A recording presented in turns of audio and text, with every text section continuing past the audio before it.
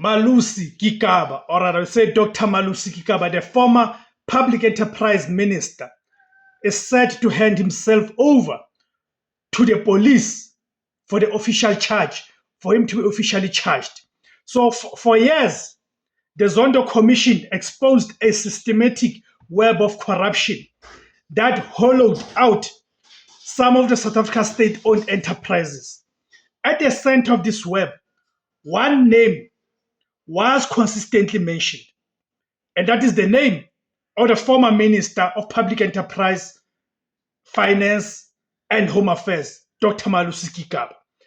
Right? So the directive for a high-profile figure to hand himself over to the police marks a crucial moment in the fight against graft.